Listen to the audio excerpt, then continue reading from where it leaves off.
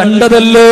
പടച്ചവരെ, ഒരായുഷ്കാലം മുഴുവനും സമ്പാദിച്ചത് മുഴുവനും നഷ്ടപ്പെട്ടു പോയാ എത്രയോ പാവങ്ങളെ കാണുന്നുണ്ട് വയനാടിന്റെ പരിസരങ്ങളിലല്ലോ.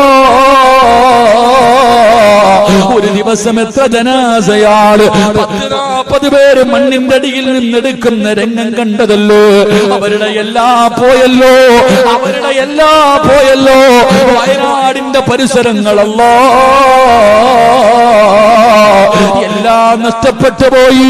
ഇന്നലെ കുടുംബമുണ്ടായിരുന്നു, ഇന്നലെ വീടുണ്ടായിരുന്നു, കൊട്ടാരം പോലെ ഉണ്ടാക്കി വീടിന്റെ അകത്ത് കിടന്നിറങ്ങിയ പാവങ്ങള് അവസാനം ഇട്ടിരിക്കുന്ന വസ്ത്രവുമായി പടച്ചവനെ കാത്തു നിൽക്കുകയാണ്. കൊണ്ടുവരുന്ന ഭക്ഷണവും കാത്ത് അല്ലാഹുവേ ഉടുത്തിരുന്ന തുണിയുരിഞ്ഞ് തറയിൽ വിരിച്ചിട്ട് കിടന്നിറങ്ങുന്നൊരവസ്ഥയിലേക്ക് എത്രയോ പാവങ്ങൾ മാറിപ്പോയില്ലോ.